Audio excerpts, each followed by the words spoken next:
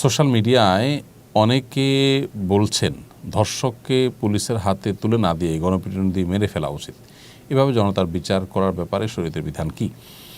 দেখুন, বিচার নিজের কাঁধে বিচারের দায় তুলে নেওয়া এবং আপনার আইন হাতে তুলে নিয়ে যে কারোর বিচার কার্যকর করা, এটা কখনোই প্রশংসনীয় নয়। যত ভালো যুক্তি এখানে দেয়া হোক না কেন, এটা অনাচারের রাস্তাকে উন্মুক্ত করবে। এর ফলে একজন আরেকজনের বিরুদ্ধে আপনার শত্রুতা উদ্ধার করার চেষ্টা করবে, এ ধরনের অভিযোগ তুললে যে কেউ যে কাউকে আঘাত করার চেষ্টা করবে।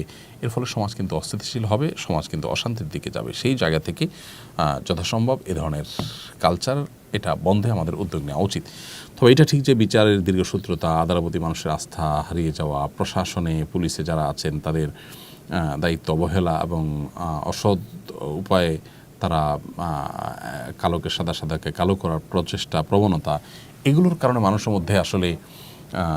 মধ্যে আস্থাহীনতার সূচনা হয়েছে, আস্থাহীনতার ব্যাপারটি ঘটেছে এবং যার ফলশ্রুতিতে মানুষ এ ধরনের কথা বলে। তো আমাদের উচিত হলো এগুলোকে যথাসম্ভব মোকাবেলা করা শক্ত হাতে এবং সমাজে আপনার আইনের শাসন প্রতিষ্ঠা করার জন্য প্রত্যেকে যার যার জায়গা থেকে কাজ করার চেষ্টা করা দরকার। এটা যদি না করি এবং সবাই যদি আইন হাতে তুলে নিতে থাকি, তাহলে অনেক নিরপরাধ মানুষকে শত্রুতা উদ্ধারের জন্য এ ধরনের মিথ্যা অজুহাত দিয়ে মানুষকে তার ব্যাপারে খেপিয়ে তাকে মেরে ফেলার প্রবণতা আমাদের সমাজে তৈরি হবে, যেটা আমাদের কারোরই কাঙ্ক্ষিত নয়।